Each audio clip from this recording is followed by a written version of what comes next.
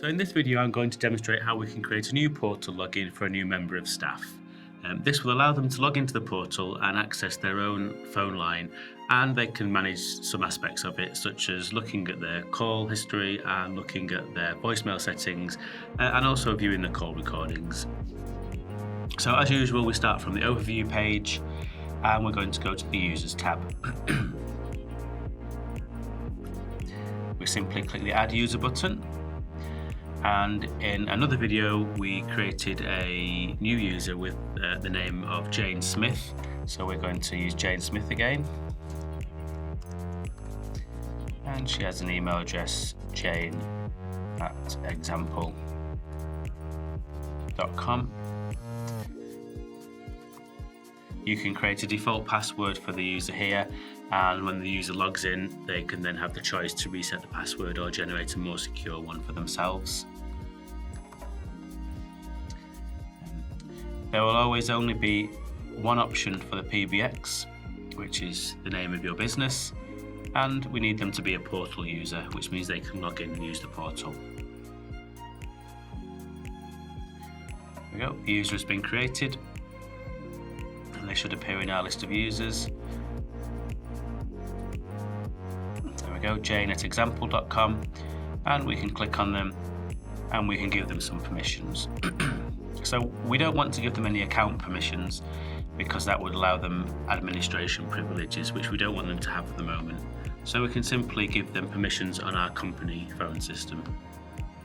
And as you can see, they've already been created as a line user. So we click Submit, and the permissions have been set. And then what we can do, they're a line user, so we can then go and assign a line to the new user. So we'll again click to our overview menu.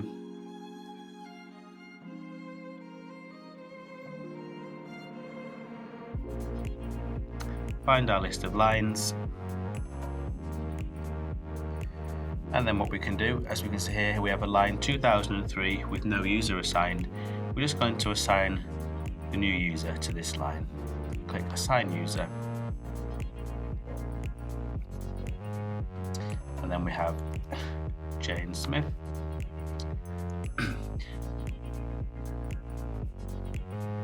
Click here.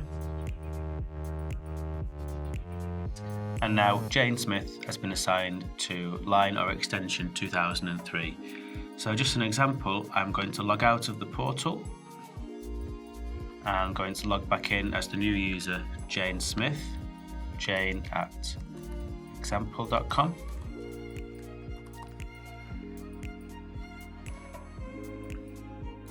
And as we can see, she has a very cut down version of the portal available to her.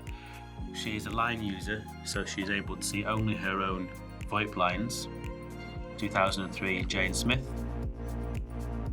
And she gets a very cut down view of the overview panel, so she can see the SIP registration credentials that she might need if she wants to use a device that's not one of the company supplied devices. Bring your own device. She can change her outbound caller ID. At the moment, the only one available is the company default, so that's not available to change. And she can change her call forwarding settings, which is described in another video. And she can choose her own hold music and her own voicemail music. And she also has access to the company directory. And she's able to view all of the members of the company directory, but importantly, she's not allowed to add to the directory, she can only view. And that's simply a permissions thing. If we wanted it to be able to perform more actions, we'd simply give the user more permissions. And that is how we can create a new user on the portal for a new member of staff.